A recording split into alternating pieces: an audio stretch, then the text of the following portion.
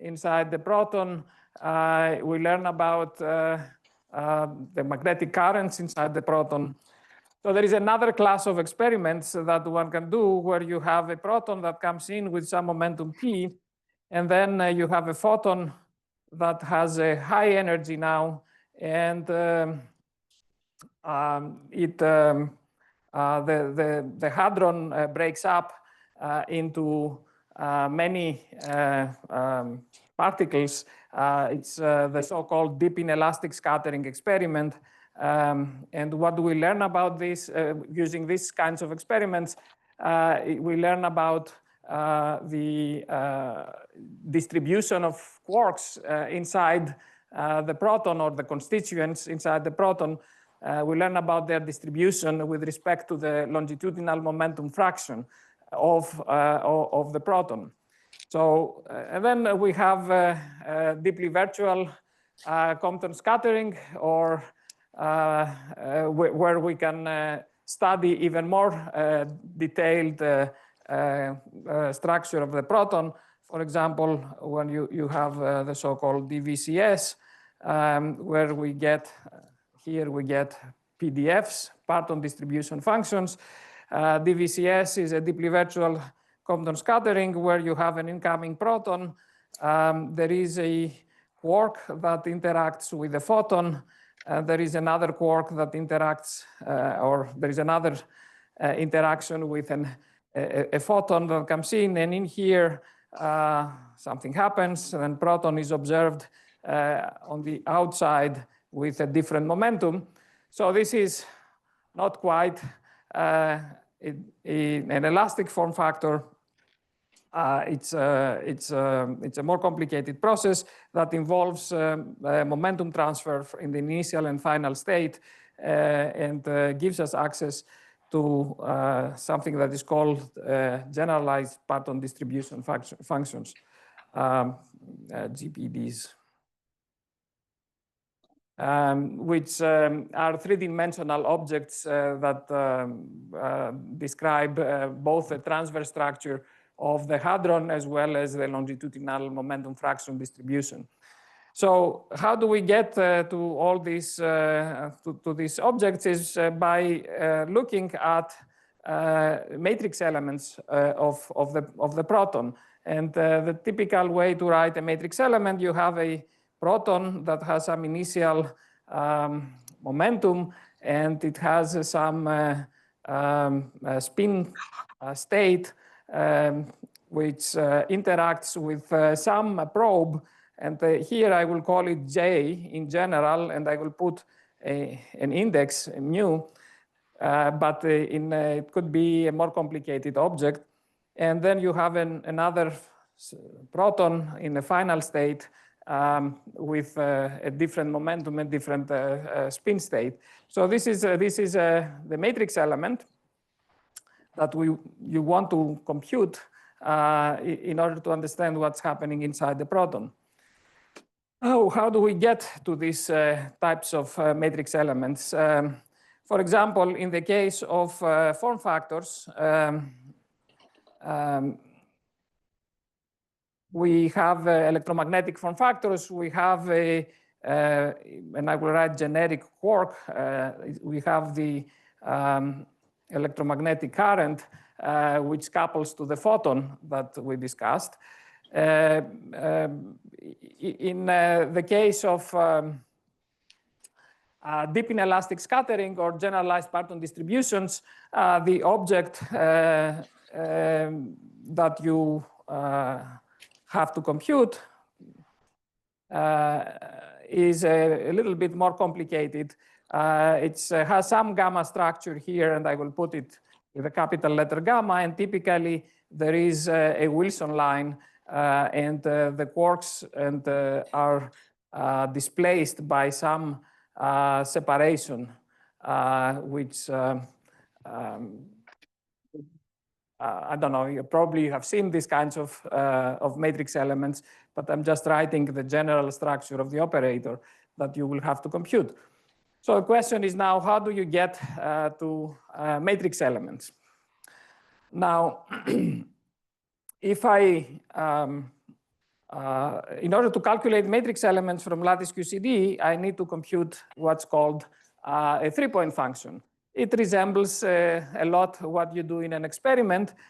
You start with a correlation function, which I will write it down to be the 3-point function, which now it has multiple time dependence. There is a dependence that has to do with, and let me keep my, I will use capital T as the one time variable, and you will see why you call it capital T, and then a small t, another time variable.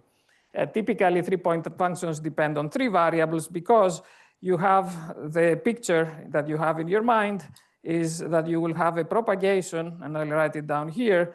You will start at some initial time 0. You will propagate, you create a proton, and you will propagate up to some time tau.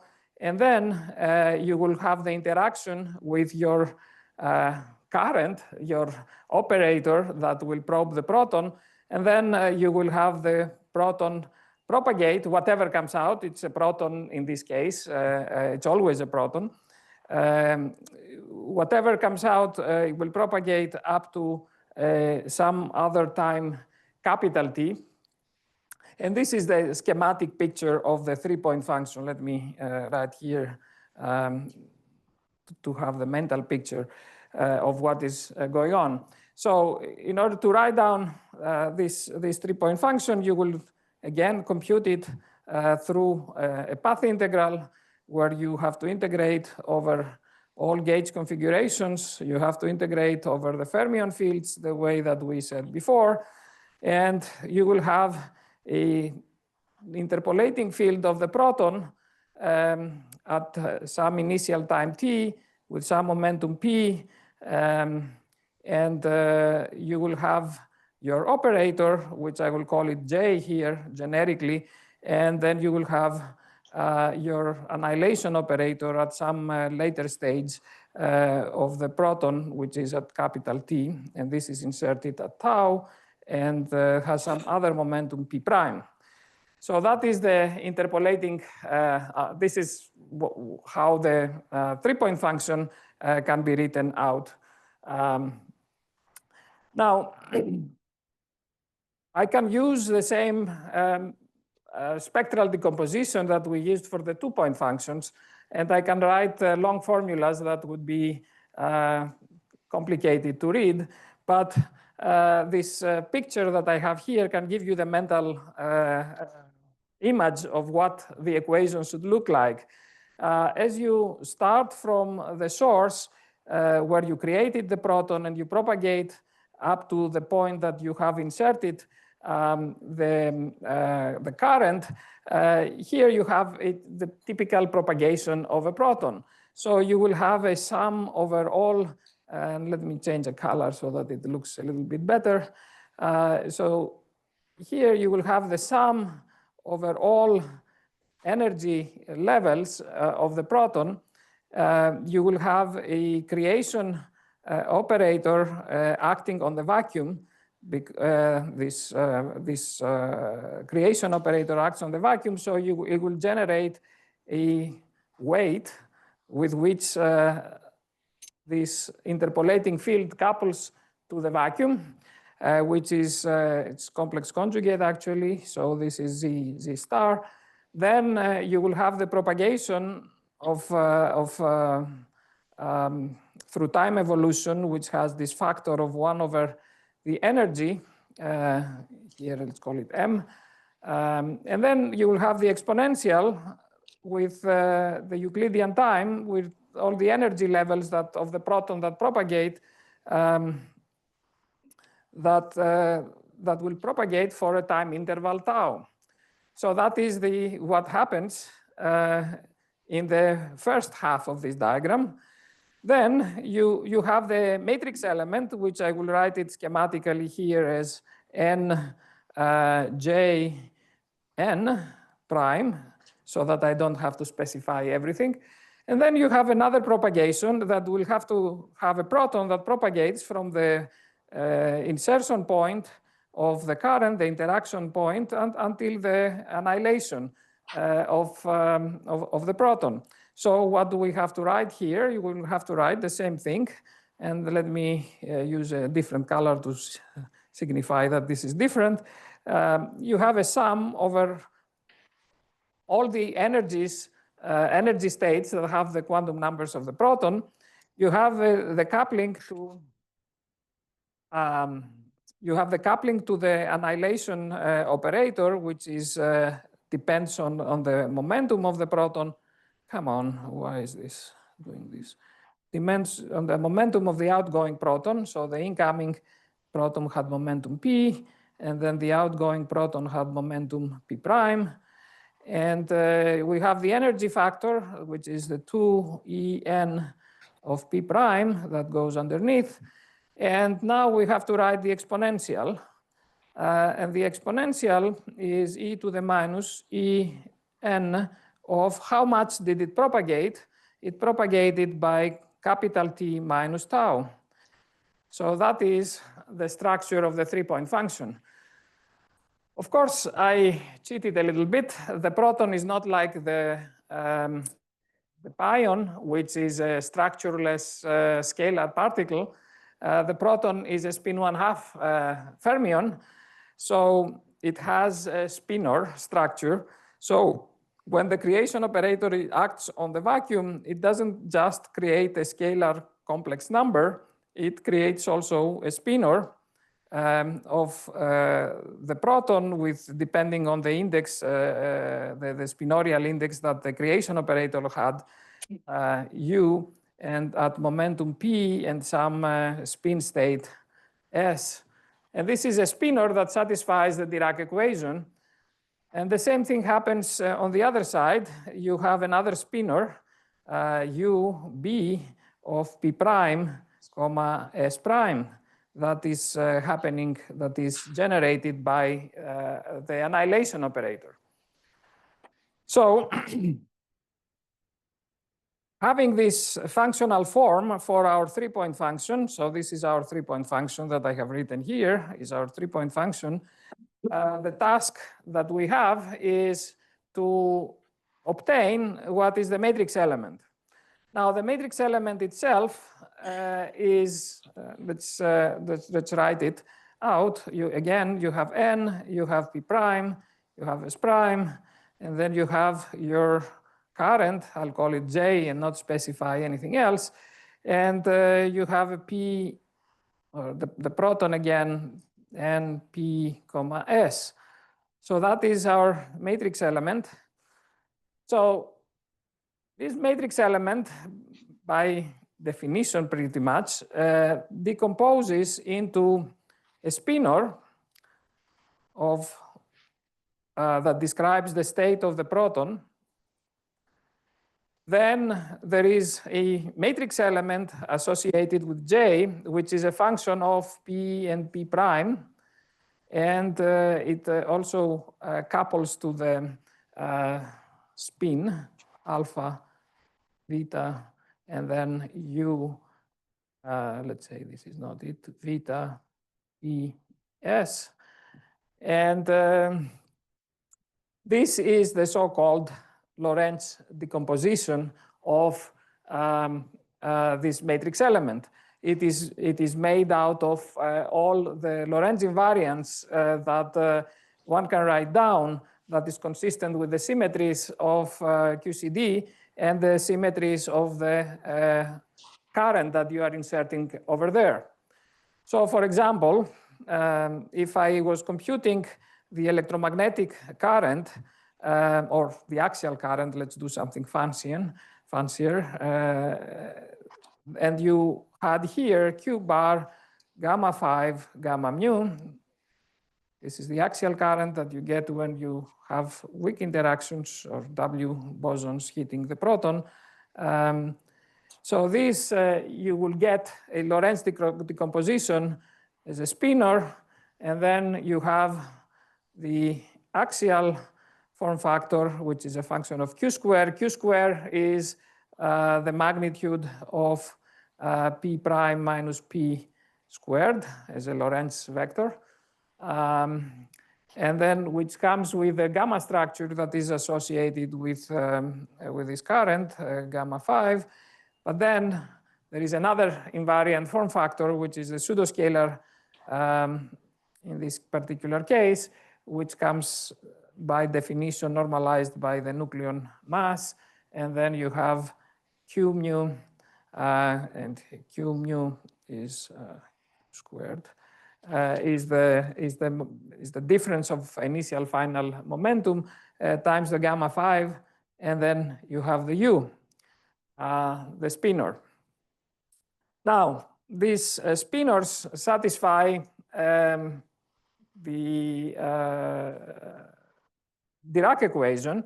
So if I put them back into the 3-point function and don't talk about, ignore my energy factors, this propagation, the exponentials that correspond to the propagator, and if I focus only on this part here, which is the spinor and matrix element times this spinor here. So if I put it back into my correlation function, I will write down an object that is called P. I will use the letter P, which is a function of the initial momentum and the final momentum. It has spinorial indices. And this object is U bar. Again, I'm writing it schematically. Hello, thank you. I'm writing it schematically by suppressing indices just to get the idea, times the invariant, the Lorentz invariants that correspond to my current, and I'll put a J here to demonstrate it. And then you have U, and then U bar, that is from the creation. And there is contractions that go between here and here. These spinors U are satisfying the Dirac equation for a spin 1/2 particle.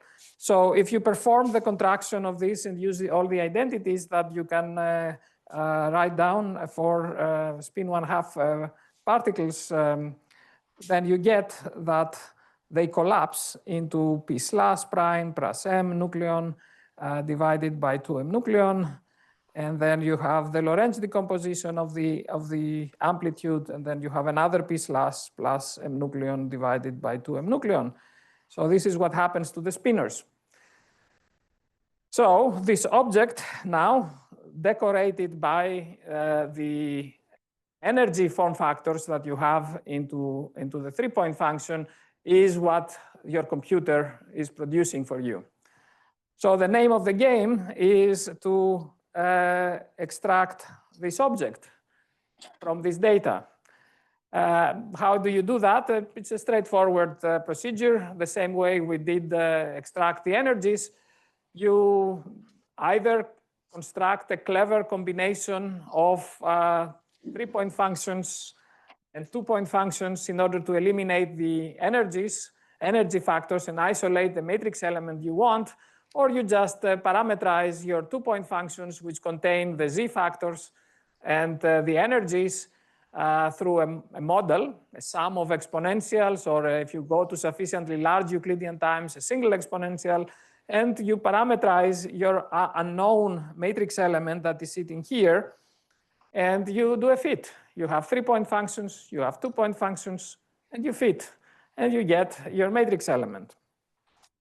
Now, it turns out that if I compute a particular projection of the 3-point function in the spin space to convert it into a scalar, it turns out just like when we did the effective mass for the case of the energy extraction, you can write down an effective matrix element again. And I will write down the expression. It's complicated, but I will write it just to show you that it exists, P prime. So you see these are all the dependencies of this matrix element. And I have the projected 3-point function, so they are now complex numbers. I have multiplied by a gamma matrix and taken a trace. And this is my 3-point function with time dependence and the p and the p prime. And then I divide it by the 2-point function at p prime and t. So this division is there in order to eliminate energy factors. But then, because this is, it has different energy on the initial state, different energy on the final state, this division is not enough. So you have to multiply by this complicated thing, which I'm going to write down, which is a ratio of 2-point functions.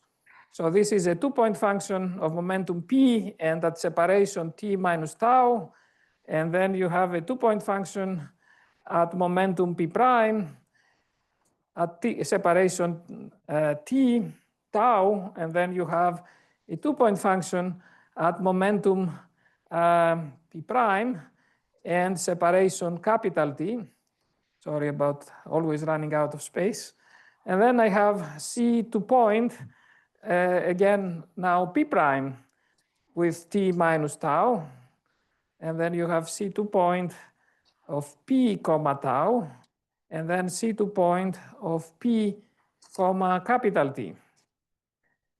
And if you calculate this ratio and take the limit, the double limit of t going to infinity, capital T going to infinity of this complicated ratio, you will find that it comes out to be a particular projection trace of, I will write, no, this is it gets too complicated, so I will write it, it becomes proportional, it's proportional to this matrix element, the Lorentz decomposition of your matrix element, which is what you are looking at. Now, in reality, in a lattice calculation, you don't have the luxury of taking all these times to infinity because you lose signal and you have a finite lattice. So in reality, you have a graph. So if I would now plot my gamma in a general calculation, and then I will plot it as a function of tau, where is the insertion point. So in the lattice calculation, you will have a particular place where you have inserted the interpolating field of the proton, and you have another place where you have created the annihilation operator for the proton. And this distance here is going to be capital T. And this, as I scan little t, what I'm going to observe is points that have this behavior. And because the source and the sink have different energies, this thing is not going to be symmetric in generally. Now, if I repeat this calculation for a wider source-sink separation, so that I go down somewhere there, then the calculation will give me a result that is slightly different and perhaps indicates an area where you have a plateau. And you will see that these points that they're almost a plateau down here, they converge to some common value, which is the value of the matrix element.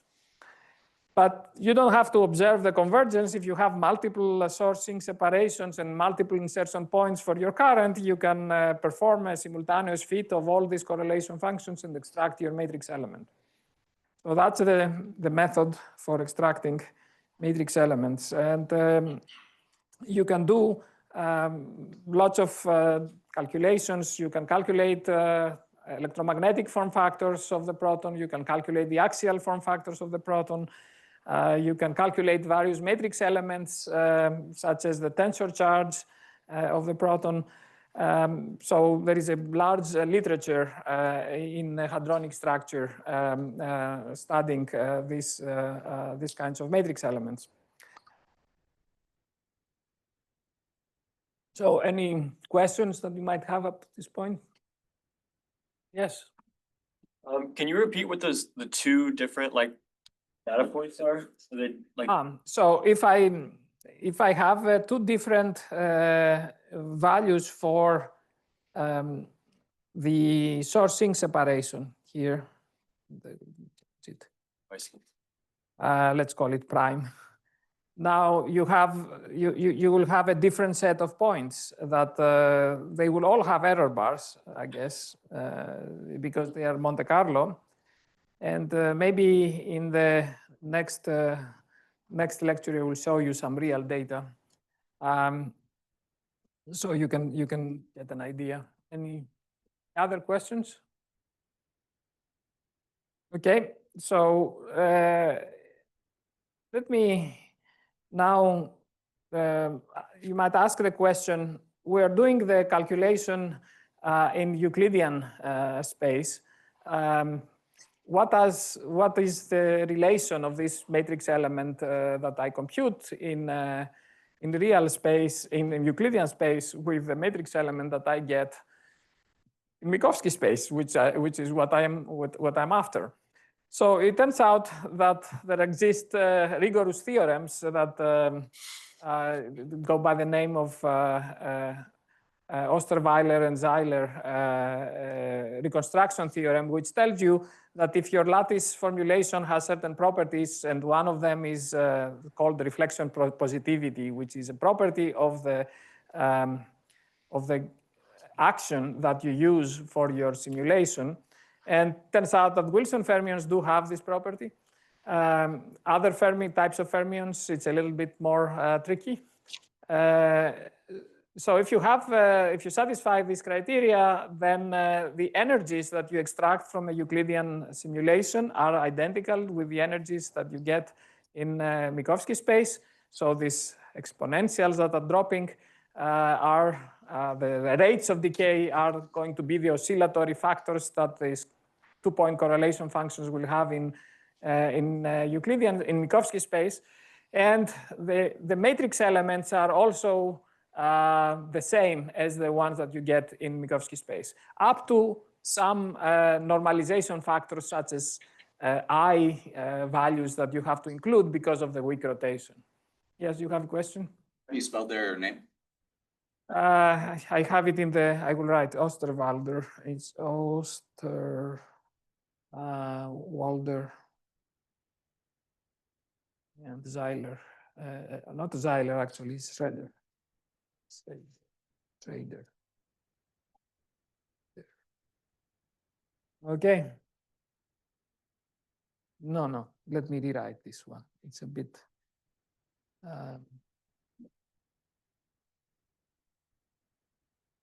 Okay. And I think I will give you maybe a copy of these notes that I have, so you could see the names. Okay, so let me. So in other words, the matrix elements we are getting are the same as the ones that are computed in Euclidean space. Now, if I wanted to do a schematic picture of a calculation for the proton, I will have to write down the two-point function of the proton, first of all, as I did yesterday, to demonstrate to you that you have to have every quark, anti-quark pair that appears in the correlation function, and for the proton, all the source or the creation operator is made out of anti-quarks, okay, and then you have U, D, and so the P quark, there is a, like, diagrammatically, when I construct this correlation function, I have to compute propagators, which are the inverses of the Dirac matrix for the up quark and for the down quark. And you have a typical situation that is like this for the two-point function plus all the weak contractions. But now when you are trying to do a two-point matrix element calculation, you have the same situation as I have here. You have U bar, D, and then you have D bar, D, U. But now you have a current that is inserted somewhere, and this is a U bar. Let's say that we were doing a D bar D type of matrix element that is sitting here. So in this case, the number of propagators that you have to compute are different. So now you have the up quarks will connect together because they are the only up quarks that they are there. So you need two inverses of the Dirac operator that correspond to the propagation of the up quarks. But now you have to compute another propagator that goes to the insertion of the current. And finally, you have to compute another propagator that goes from the current back to the annihilation. So in general, when you do 3-point functions, you have multiple propagators that you have to compute. And numerically, this construction becomes a little bit more expensive. And you have to think carefully how you set it up in order to do it efficiently, because there are many moving parts in this situation. Anyway, so I won't go too much in the details of how you do these calculations, but in general, it's straightforward. It's a simple numerical methods for computing the Dirac inverse. So one remark I have to make is that the inverse of the Dirac matrix cannot be computed completely. You cannot get the full inverse because you are talking about a gigantic matrix with billions by billions in dimensions. You cannot store.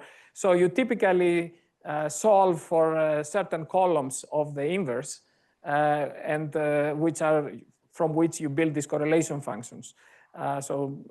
Typically you have a handful of inversions that you have to do, solutions of a linear system. This is how you get the Dirac operator. And in fact, I can write down an equation for you. If this is my Dirac operator as a matrix on the lattice, and this S is the quark propagator, this is basically a Green's function equation, which is on the right-hand side, it is a delta without any index, where delta function, it's a particular point, so you will have x, x0, and then you will have some alpha prime for the spin, and then some c prime for the color. And so by solving this linear system of equations, you obtain the propagator, which is basically the typical Green's function equation that you have in the continuum as well. Anyway, so let's move forward. And there are various numerical techniques that I'm going to skip and then go to an interesting problem that you have when you do lattice calculations. So let's assume that you've done all this work and you have extracted a matrix element. And now I will use the letter O for my matrix element. I will, and let's call it M, so that I keep.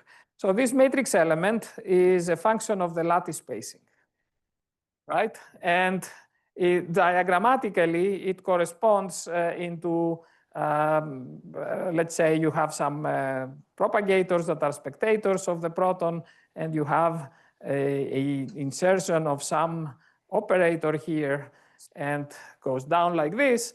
So it corresponds at the level of a quark to a diagram that looks like this, where gluons are exchanged throughout all these lines. And the full diagram will contain gluons that go here, go there, go there. And this is what you are computing, if you want to see it in terms of a perturbative expansion. But in perturbation theory, you know that whenever you have these kinds of diagrams, you have divergences.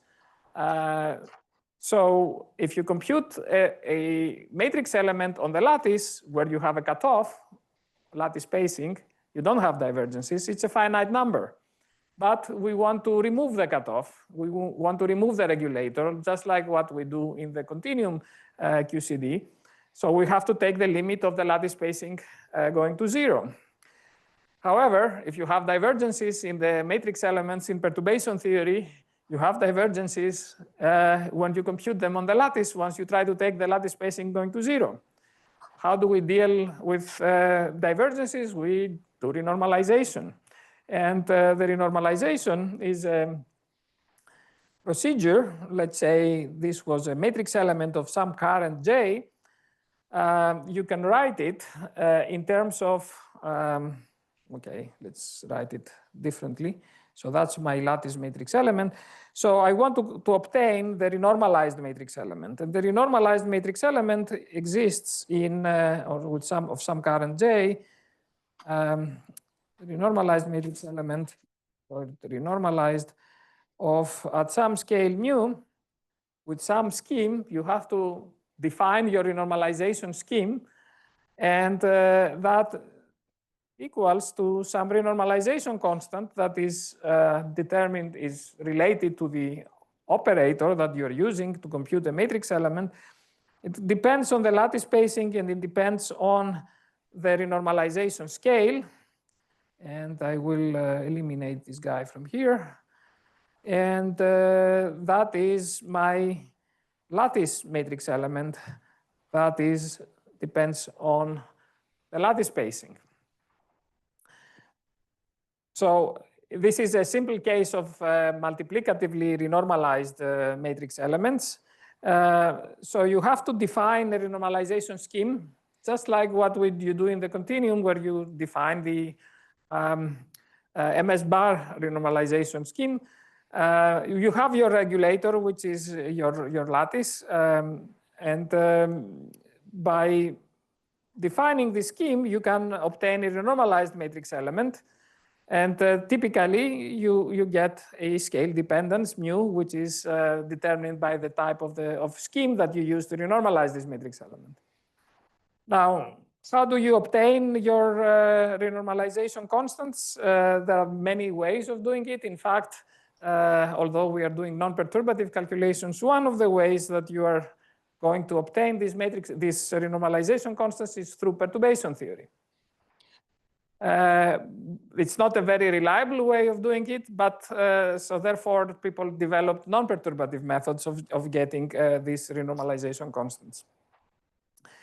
Now, but you might say, well, in my phenomenology, I like to use MS bar scheme, and I know renormalized matrix elements in this particular scheme of MS bar. So how do I do? What do I do now if I have an arbitrary non-perturbative scheme that you tell me that you're going to define on the lattice? The answer is very simple. Once you have renormalized the matrix element and you have computed it at some scale mu, which is sufficiently high that perturbation theory is acceptable, then you can do a perturbative conversion from the scheme that you have defined on the lattice to your favorite other scheme, let's say MS bar. But in order for this to be reliable, you have to be able to determine the renormalized matrix element at a sufficiently high scale. And this is not very easy to accomplish on the lattice, because if you do a typical lattice calculation, you have to have a big lattice box where the proton fits, in quotation marks. The hadronic scales are much smaller than the size of the box. But if you want to do now a matching calculation or a renormalization of your matrix element at some very high scale, then you have to have a superfine lattice spacing. And those two clash with each other. The size of the hadron, which is large relatively to perturbative renormalization scales that you use, it cannot fit in the same box with this very small lattice spacing that you have to have in order to renormalize the matrix element at some high energy. And the way that this is solved in Lattice QCD is through a clever technique, which is called step scaling, where instead of you compute your renormalization constant at some low energy where it fits nicely in the box together with your proton and everything. But then instead of computing the renormalization constant itself at some higher scale mu, you compute the change. You compute the evolution of the renormalization constant from one scale to another scale through computations that can be done on a small box. And it's this evolution of the renormalization constant is a short distance effect. It doesn't care about the hadronic scale. So it can actually be computed efficiently at small boxes.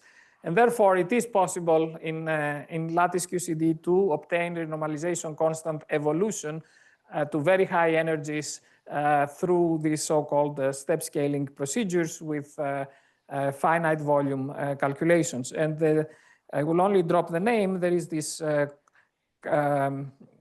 method that's called the Schrödinger functional that is developed by the Alpha collaboration and people in Germany. Many people have worked for many years on this technique, where it allows you to evolve renormalization constants to very high energy. Now, in order to give you a quick, I don't know if I should go into this. So what time we have? How much time we have? I think I'm done, right? 1 hour lectures. 1 hour and 10 minutes. 1 hour, so I can go all the way to 1 hour. Okay, that's good. So let me see where do I go next? Okay, so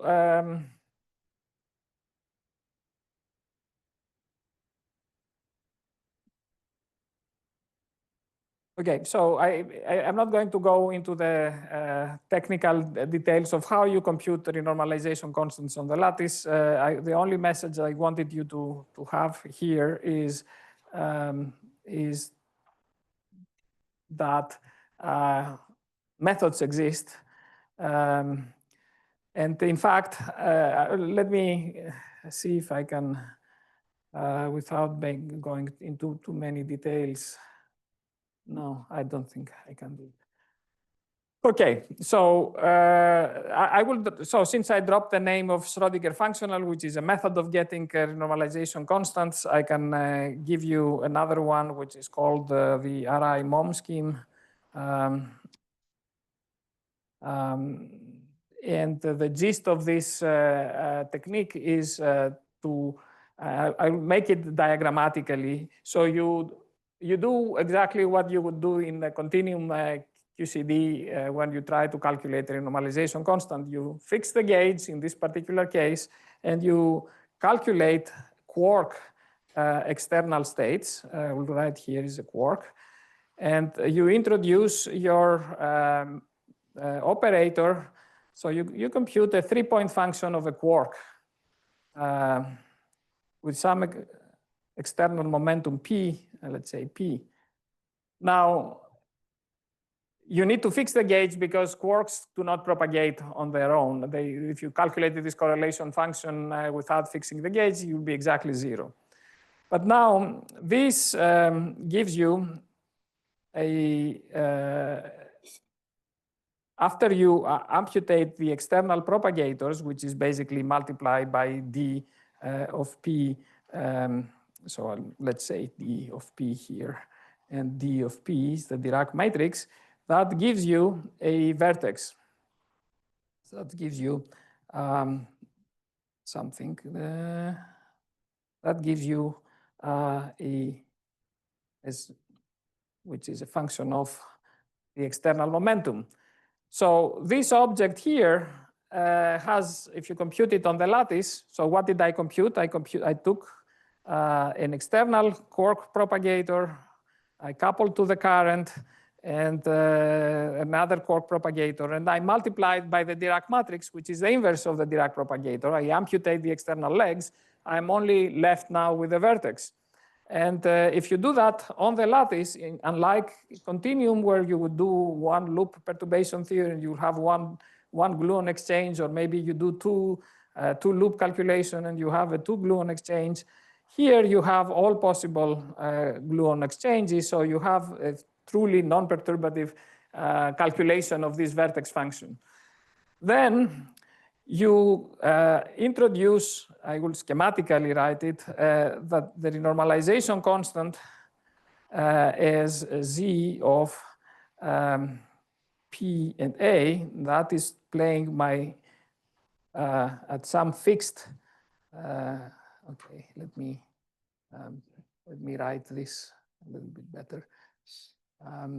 So if I look at my vertex function at some momentum mu now, and I write the renormalization constant, and maybe I have, which I try to determine, I don't know this thing, but then I write here P of 3.